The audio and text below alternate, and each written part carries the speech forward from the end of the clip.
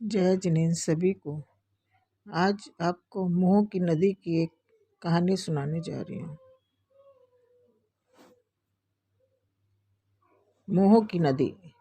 जिस प्रकार नदी विभिन्न रास्तों में बहती हुई अंत में जाकर समुद्र में गिरती है, ठीक उसी प्रकार अज्ञानी जीव मोह की धारा में बहता हुआ 4 गति 84 लाख योनों में भटकता हुआ संसार रूपी गहन समुद्र में जाकर गिरता है। जिस प्रकार नदी का पानी कभी शांत नहीं होता, हमेशा बहता ही रहता है, ठीक उसी प्रकार यह जीव अनादिकाल से मोह के प्रभाव में निरंतर बहता रहा है।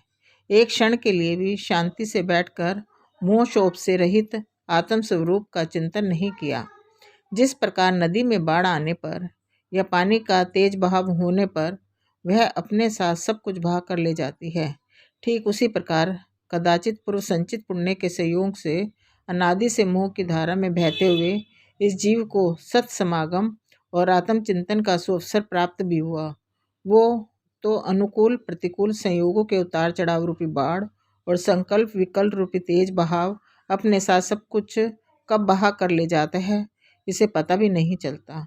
और फिर यही जीव उसी उतार चढ़ाव और तेज भाव में गोते खाता रहता है। इस बीच कब आयु पूरी हो जाती है पता ही नहीं चलता। यूं तो नदी की धारा कभी रुकती नहीं, बहती ही रहती है। ऐसी स्थिति में पानी में बहते हुए जीव का पार लगना अति मुश्किल।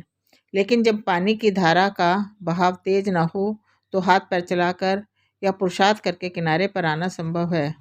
ठीक उसी प्रकार यूं तो यह जीव मोह की धारा में सदा बहता ही रहता है, लेकिन फिर भी जब कषाय में मंदता हो, पुण्य के उदय से सच्चे देवशात गुरु का सुयोग हो, तब तत्व चिंतन रूपी पुरुषार्थ करे तो कदाचित संसार समुद्र में गिरने से स्वयं को बचा सकता है।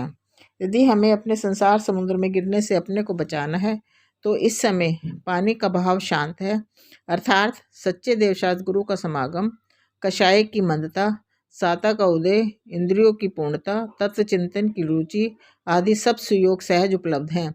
देरी है तो स्वयं के पुरुषार्थ की। एक भजन की मार्मिक पंक्ति आपको बताते हैं। चेतो चेतो चेतन निज में आओ, अंतरात्मा बुला रही है। चेतो चेतो चेतन निज में आओ, अंतरात्मा बुला रही है।